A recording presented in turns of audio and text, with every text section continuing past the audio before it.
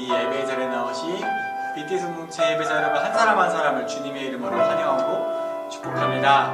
오늘도 우리 마음으로 입술로 함께 하나님을 찬양하며 고백하겠습니다.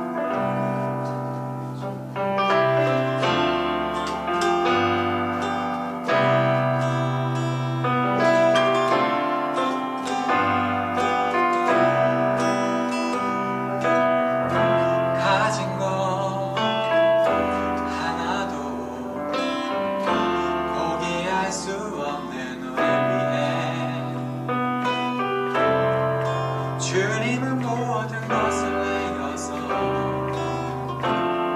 우리 사랑하시네.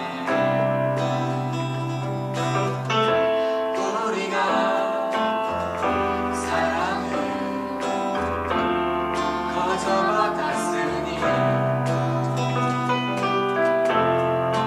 우리도 가진 모든 것을 나누어 살겠네. 우리에게 사랑이 더 부어질수록 우릴 통해 흘러가는 사랑도 더 커지길 아버지의 사랑을 비추는 거울이 되려 세상 가운데 소망을 보여주는 사람이 되길.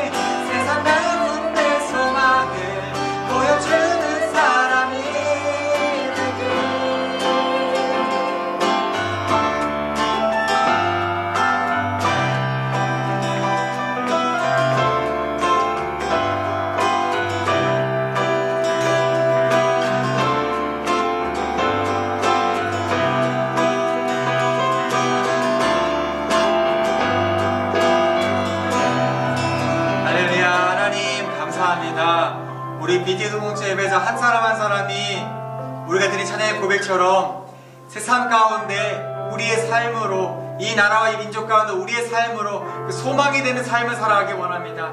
하나님, 이 예배자 한 사람 한 사람 주님께서 붙잡아 주시고 그 소망을 가지고 주어진 자리에서 지금 맡겨진 일로 최선을 다하며 살아갈 때 우리의 모습이 어떠하든지 우리의 모습이, 우리의 역할이, 우리의 영향력이 크고 작음을 넘어서서 하나님께서 역사하시고 그 역사하심을 통해서 이 나라와 이 시대가 세워져가는 역사가 일어나기 원합니다. 하나님, 그렇게 오늘도 우리 가운데 임하여 주시옵소서. 감사합니다. 사랑하는 예수님의 이름으로 기도드립니다. 아멘. 하나님의 말씀을 함께 봉독하겠습니다. 느헤미야 1장 10절에서 11절까지 2절 말씀입니다. 저와 함께 한 목소리로 봉독하겠습니다. 이들은 주께서 일찍이 큰 권능과 강한 손으로 구속하신 주의 종들이요 주의 백성이니이다.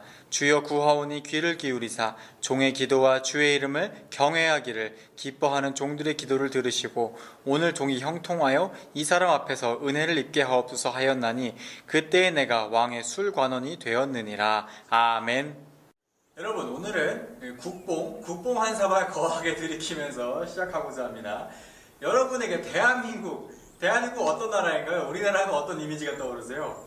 보통 요즘에 뭐 헤이조선이다, 이생망, 이번 생은 망했다, 영끌에서 뭐 이렇게 투자해야만 살아남을 수 있는 뭐 그런 인식이 강하지만, 한 베스트셀러 작가의 말에 의하면은 우리나라에서 살기 힘들어서 이민을 가고 싶어도 정작 우리나라보다 잘 살 나라를 세보면 10손가락 안에서도 못 산다, 뭐 이런 이야기를 한 적이 있어요. 근데 그게 맞는 말인 게 사실은 대한민국이 여러분 보기 어떨지 몰라도 많은 부분에서 이 전 세계 200여 개 국가들 중에 10손가락 안에 들어가는 그런 나라입니다. 우리나라는 원래 1950년, 60년대에는 전 세계에서 200번째 정도로 잘 사는 200등 언저리에서 잘 사는 그런 나라였는데 2021년 올해 6월 기준으로 G7에서 초청이 됐죠.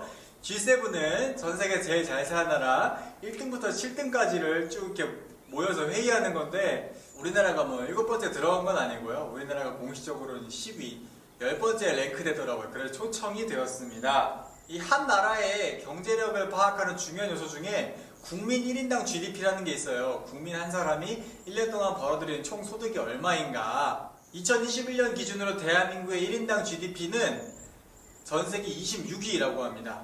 그러면은 이게 겨우 26위밖에 안 되라 생각할 수 있는데 그 26개 국가들 중에 인구수가 5천만 명이 넘는 나라들을 기준으로 하면 전 세계에서 7번째로 1인당 GDP가 높습니다. 우리가 잘 아는 잘 사는 나라들 있잖아요. 뭐 북유럽이다, 뉴질랜드다, 이스라엘이다 이런 나라들은 인구수가 우리나라의 5분의 1이에요. 이 1인당 GDP는 사람이 적을수록 높게 나옵니다. 그러면 우리나라의 스트롱 국방력, 군사력은 몇 위일까요? 놀랍게도 전 세계 6위라고 합니다. 무려 미국, 러시아, 중국, 인도, 일본 다음에 한국이 랭크되었습니다. 여러분이 알고 있는 많은 나라들보다 우리나라가 더 군사력이 강해요.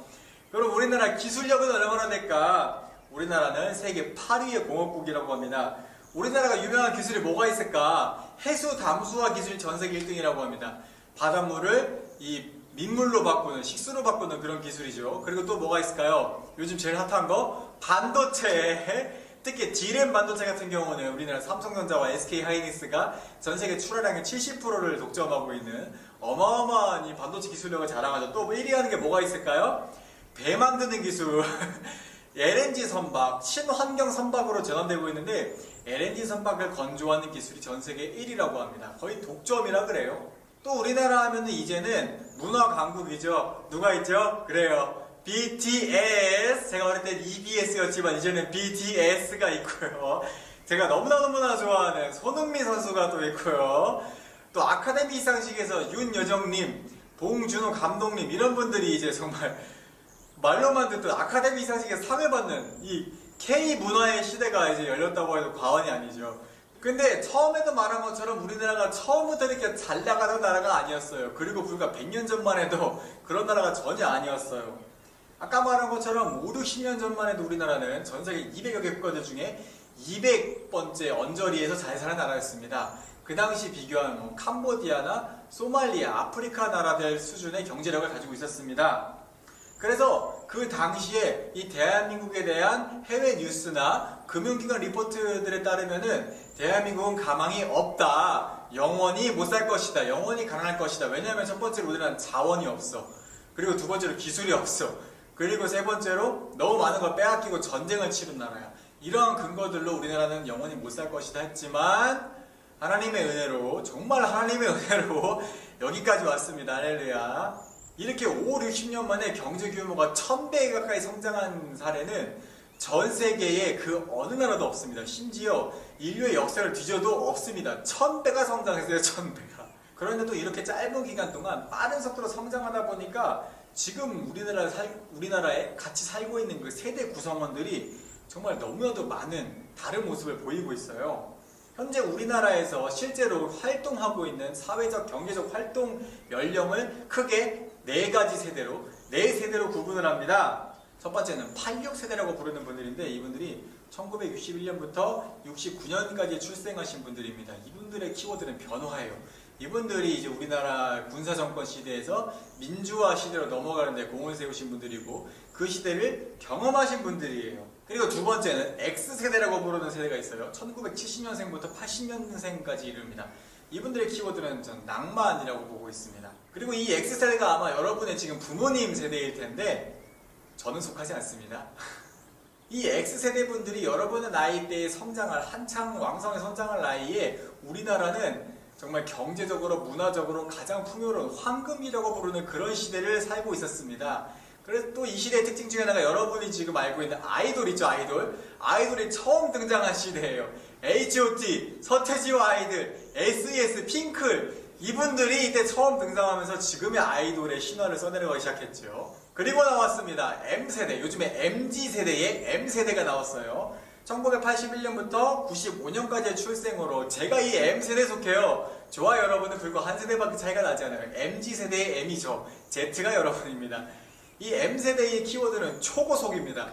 먼저 M세대의 산 증인으로서 저의 어린 적 기억을 되짚어보면 제가 초등학교 3학년 때 가정용 컴퓨터가 보급이 되기 시작하면서 초고속으로 컴퓨터 기술이 발달하기 시작하더니 그 다음에 초고속으로 게임이 발달했어. 그러면서 초고속 인터넷이 보급되기 시작했습니다. 초고속 인터넷이 발달하기 시작하면서 무엇이 발달했냐? 핸드폰이라는 게 등장했어요. 와, 핸드폰 진짜 신기했는데 초고속으로 핸드폰이 발달하더니 초고속 스마트폰이 등장했습니다. 제가 20대 때에. 제가 10대 때에 핸드폰이 처음 나와서 20대에 스마트폰이라는 걸 만져봤어요. 너무 신기했어요. 그리고 그 다음 Z세대, 요즘에 가장 핫하다는 Z세대가 바로 여러분이죠. 1996년부터 2005년도 출생까지를 Z세대라고 부릅니다. 이 세대의 키워드를 BTS라고 해요. BTS가 무슨 말이냐? 바로 소프트 파워 세대라는 거죠. 그래서 이 Z세대를 일컫는 키워드 재밌는 말이 몇 개가 있어요. 첫 번째, 마이사이더. 마이사이더가 뭔지 아세요? 인사이더도 아웃사이더 선택하지 않고 나의 길을 선택한다. 마이사이더를 간다. 소피커가 무슨 말인 줄 아세요? 나는 다른 사람들의 스피커, 말에 휘둘리지 않고 나의 소신, 나의 소피커대로 나의 길을 간다. 그래 소피커라고 합니다. 그리고 팔로인 세대라 그러는데 팔로인 세대는 옛날에 이제 보면 M세대인 저만 해도 뉴스를 보면서 세상이 이런가 보다 생각했는데 뉴스를 본 세대가 아니야. 내가 리스펙하고 존중하는 그런 팔로워들, 그런 유튜버들을 보면서 세상을 배워가는 그런 팔로인 세대다. 이렇게 표현합니다. 이처럼 86세대부터 Z세대까지 너무나도 다른 경험을, 너무나도 다른 관점으로 대한민국 사회를 바라보는 이 다양한 세대가 함께 살아가다 보니까 요즘 우리 사회에 정말 다양한 의견 차이가 등장하고 정말 존중 없이는 살아가기 힘든 그런 모습의 사회가 되었죠. 오늘 말씀에 나오는 느헤미야 당시의 이스라엘은 엄청난 위기를 겪은 후 흔적도 없이 사라져버린 그런 상황이었습니다. 그런 시대의 느헤미야는 사실은 이 페르시아 제국에서 잘 살고 있었어요. 저는 느헤미야 말씀을 묵상하면서 사실 느헤미야에게 이 고국인 예루살렘, 이스라엘은 어쩌면 여러분들에게 우리나라 같은 존재이지 않을까 그런 생각이 들었어요. 느헤미야는 사실 예루살렘이 멸망한 걸 본 적이 없습니다. 나라와 민족이 힘들었던 건 옛날 일이고 이제 페르시아에 적응해서 열심히 살면은 안정적으로 잘 살 수 있는 그런 시대입니다. 본인이 굳이 고생하고 수고하지 않으면은 페르시아에서 그저 그런 대로 안정적으로 살 수 있는 그런 세대였어요. 그러나 오늘 말씀에서 정말 중요한 포인트는 느헤미야의 관심이 어디에 있는가입니다. 오늘 말씀 2절에 4절을 보면 느헤미야에 관해 아주 인상 깊은 표현이 나와요. 내 형제들 가운데 하나인 하나니가 두어 사람과 함께 유다에서 내게 이르렀기로 내가 그 사로잡힘을 면하고 남아있는 유다와 예루살렘 사람들의 형편을 물은즉 그들이 내게 이르되 사로잡힘을 면하고 남아있는 자들이 그 지방 거기에서 큰 환난을 당하고 능욕을 받으며 예루살렘 성은 허물어지고 성문들은 불탔다 하는지라 내가 이 말을 듣고 앉아서 울고 수일 동안 슬퍼하며 하늘의 하나님 앞에 금식하며 기도하여. 느헤미야는 아마도 꾸준히 자신의 고향에 대해서 관심이 있던 것 같아요. 그렇게 오랜만에 멸망한 예루살렘 사람들이 어떻게 살고 있고 지금 그곳이 어떤 모습인가 이야기를 들어보니 이 폐허가 된 성읍이 나아진 게 아무것도 없어.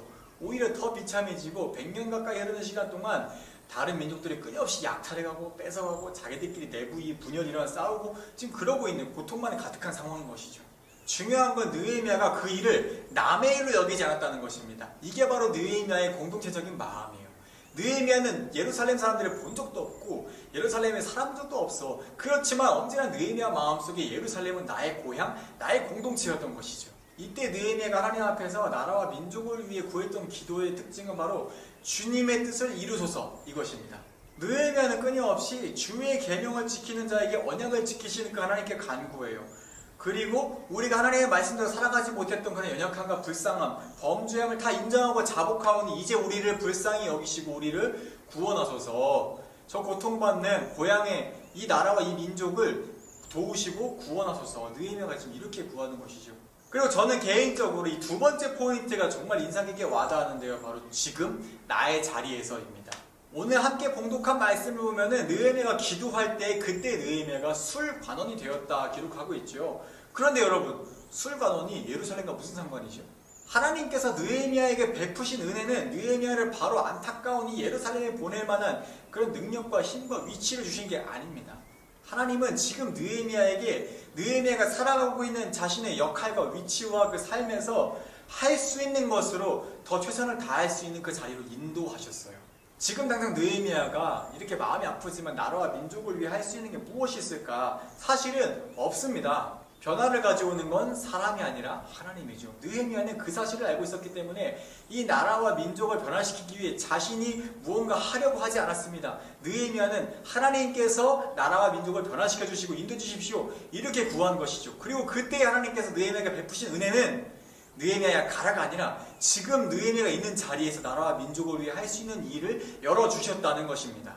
느헤미야는 왕의 술관원으로 지금 부르심을 받았습니다. 술관원이 되는 것과 예루살렘을 회복하는 게 무슨 상관이 있을까? 사실은 뭐 아무 상관이 없죠. 술관원이 예루살렘 다스리는 거 아니잖아요. 페르시아 왕이 다스리지. 그러면 느헤미야는 아무 상관도 없는 방향으로 흘러가고 있는 것일까? 그게 또 아닙니다. 하나님께서 역사하신다면은 이 술관원이라는 자리에서 하나님은 이 술관원의 역할을 통해서 예루살렘을 회복시키시고 변화시키신다는 사실을 느헤미야는 믿음으로 알고 있었습니다. 믿고 있었어요. 그렇기 때문에 느헤미야는 지금 당장 저를 예루살렘으로 보내주십시오. 지금 당장 저의 모든 것을 포기하고 예루살렘으로 가겠습니다. 라고 결단하지 않은 것이죠. 느헤미야가 용기가 없어서가 아니라 하나님을 신뢰함으로 기다릴 수 있었다는 것이죠. 그것이 바로 느헤미야의 진정한 용기였습니다. 이제 말씀을 정리하겠습니다. 저와 여러분이 우리가 살고 있는 지금 이 나라 이 민족 가운데 우리와 함께 살아가는 사람들을 위해서 뭘 할 수 있을까요? 단순합니다. 지금 여러분이 살고 있는 삶의 자리에서 여러분 주위의 사람들을 사랑하면서 도와주면서 함께 행복하게 살면 됩니다. 그게 제일 잘하는 거예요. 저는 여러분에게 이 나라를 구하는 대통령이 되고 정말 뛰어난 기업가가 되고 훌륭한 장군이 되어라 그렇게 말하고 싶지 않아요. 여러분의 지금 삶의 자리에서 여러분 주위 사람들을 행복하게 함께 그렇게 살아가는 것만으로도 여러분은 이미 이 나라와 민족을 위해 할 수 있는 최선을 다하고 있는 것입니다. 기억하십시오. 하나님께서 우리를 부르신 자리는 특별한 자리, 저 높은 자리가 아닙니다. 바로 지금 이 자리입니다. 하나님은 오늘 느헤미야 말씀이 보여주는 것처럼 하나님께서 오늘 느헤미야를 부르신 자리는 저 예루살렘이 아니라 술관원이었어요.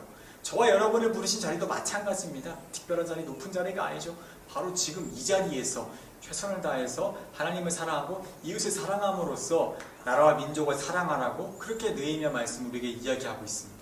저는 여러분이 앞으로 어떤 직업을 갖게 되고 어떤 일을 하게 되고 어떤 영향력을 나타내는 사람이 될지 몰라요. 그런데 하나님만 아시겠죠? 그런데 어떤 모습이든 간에 하나님은 오늘 말씀의 느헤미야처럼 믿음의 사람들의 기도와 그 믿음을 통해 역사하십니다. 예루살렘과 아무 상관없어 보이는 술관원을 통해서 하나님은 예루살렘을 이제 회복시키실 거예요. 그 사실을 느헤미야서는 기록하고 있습니다. 여러분이 어떤 자리에 있던 간에 어떤 직업에 왔던 간에 어떤 영향력을 행사하던 간에 여러분이 하나님의 사람으로 서 있다면 하나님은 그런 여러분을 통해서 이 민족과 이 나라를 충분히 회복시켜 가실 수 있는 그런 하나님이십니다. 그렇게 중심을 보시고 믿음을 보시는 그 하나님과 동행하시는 한 주 되시기를 예수님의 이름으로 축복합니다. 함께 우리 기도하겠습니다. 하나님 감사합니다. 오늘 느헤미야 말씀을 통해 보여주신 것처럼 하나님께서 이 세상을 위해 이 나라와 민족을 사랑하기 위해 우리를 부르신 자리는 저 높은 자리, 영향력을 행사하는 인플루언서의 자리가 아니라 지금 우리가 살아가고 있는 일상의 자리입니다. 지금 살아가고 있는 이곳에서 하나님을 사랑하고 가족을 사랑하고 이웃을 사랑하는 그 마음으로 살아갈 때에 하나님 그 믿음을 통해 역사하시고 그 작은 삶을 통하여서 큰 하나님의 세상을 변화시켜 나가는 놀라운 하나님의 삶을 되도록 인도하여 주시옵소서. 이제는 우리 주 예수 그리스도의 은혜와 하나님 아버지의 크신 사랑하심과 성령님의 교통하심이 느헤미야와 같이 주어진 자리에서 하나님을 사랑하고 이웃을 사랑하며 살아가겠노라 결단하는 모든 예배자들 가운데 함께 계시기를 축원하옵나이다.